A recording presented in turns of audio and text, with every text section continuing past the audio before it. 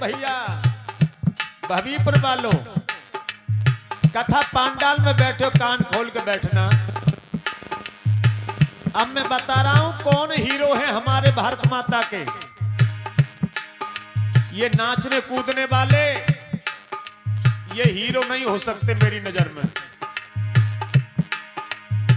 हंसते हंसते जिया करे वो नौजवानी होती है, जो देश धर्म पे मरता है उसकी अमर कहानी होती है।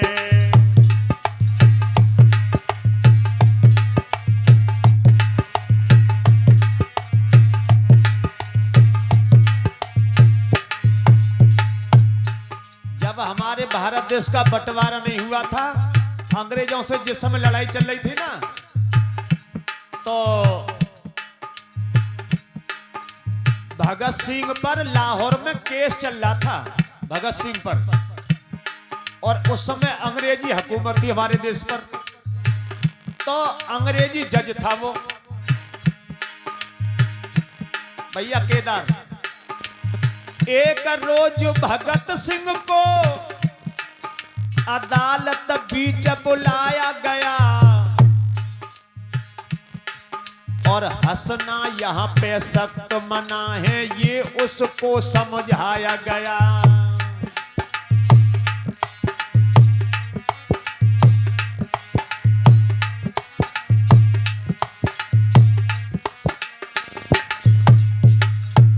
ए भगत सिंह, ये अदालत है, अदालत में हंसना सख्त मना है। क्योंकि वो अंग्रेजी जज जानता था क्या ये तो दीवाने हो रहे हैं, अदालत में हंस जाते हैं, अदालत की तोहनी करते हैं, ये हमारी बहन ही कर रहे।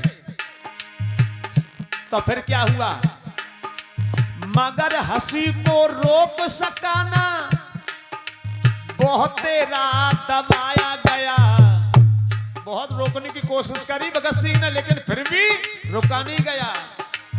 मगर हंसी को रोक सका ना, बहुत रात दबाया गया। तो अंग्रेजी जज ने क्या किया, अरे फांसी इसको होनी चाहिए, ऐसा हुक्म सुनाया गया।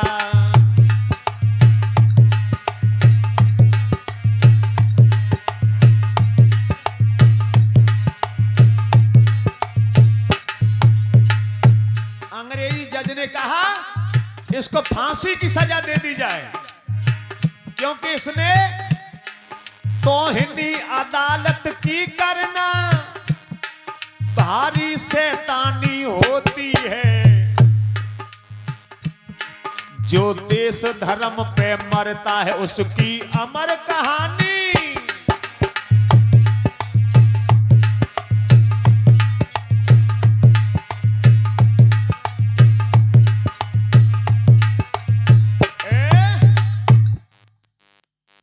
अंग्रेजी जज कहने लगा, ए भगत सिंह, ये अदालत है, यहां पर हंसना सख्त मना है।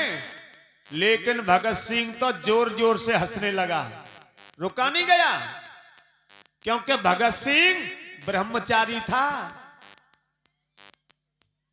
मचलती हुई जवानी थी भगत सिंह की, हंसी को नहीं रोक सका।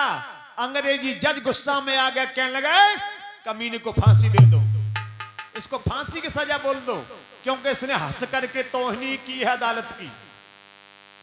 तो भगत सिंह क्या बोला, देखिए ए जज, मैं जानता हूं तू जज है, तेरी कलम में ताकत है और मैं तेरी नजर में एक मुजरिम हूं, लेकिन सुन। हंसकर बोला भगत सिंह, क्या बोला वो भारत माता का लाल, और आए रहो हंसने में आनंद मुझे, और धधक रही है दिल में ज्वाला, कभी बुझाए नहीं बुझे।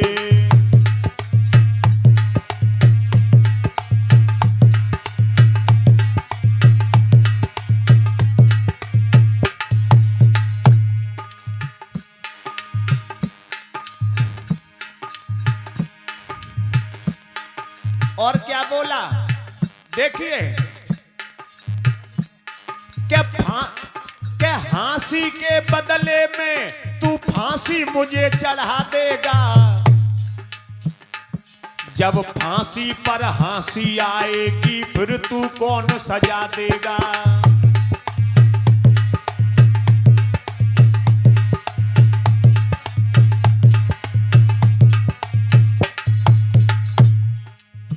हंसी के बदले में तू मुझे फांसी तो चढ़ा देगा, लेकिन जब मैं फांसी पे हंसूंगा तो तुझ पे कोई और सजा है मेरे लिए।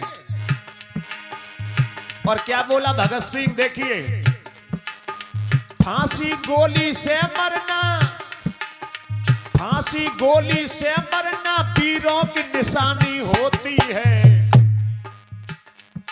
जो देश धर्म पे मरता है उसकी अमर कहानी।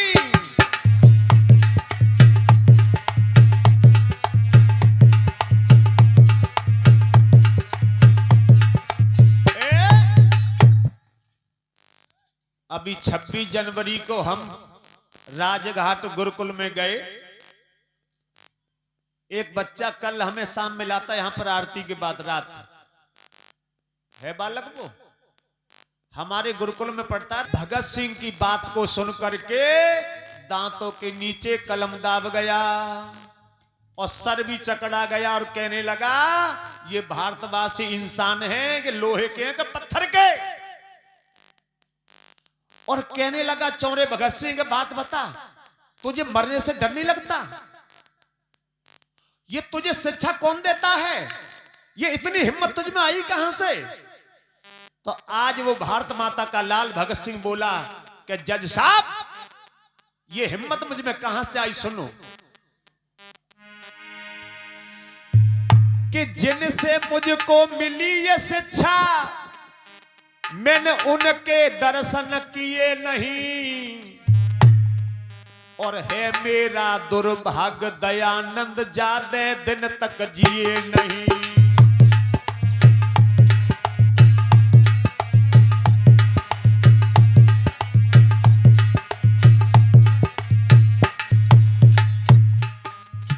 एक महर्षि दयानंद हुए, दयानंद सरस्वती आर्य समाज के। ये जितने अंग्रेजों से लड़ाई लड़े थे 80% इसमें आर्य समाज लोग थे।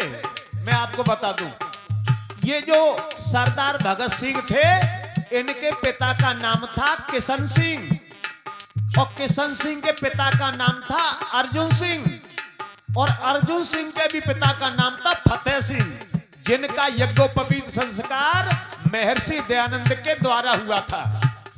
80% लोग आर्य समाजी थे इस लड़ाई में।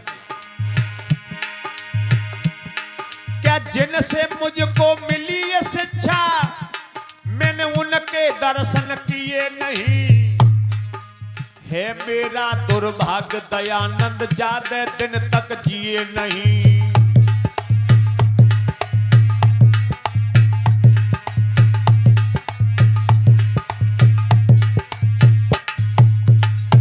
और देखिए, अरे देश की खातिर काऊ नेता ने, देश की खातिर काऊ नेता ने जहर के प्याला पिए नहीं। महर्षि दयानंद को जहर पिलवा दिया था दुष्टों ने, जहर देकर मार, और 17 बार पचा गए थे, 18वीं बार शीशा पीस करके, कांच पीस करके पिलाया था दूध में।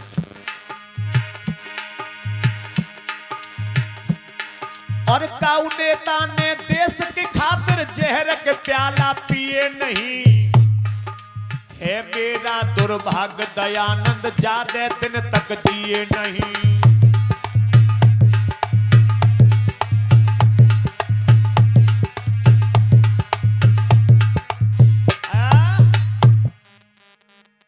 इसीलिए भाइयों, हमारे तो जो हीरो हैं ये भारत माता को जिन्होंने आज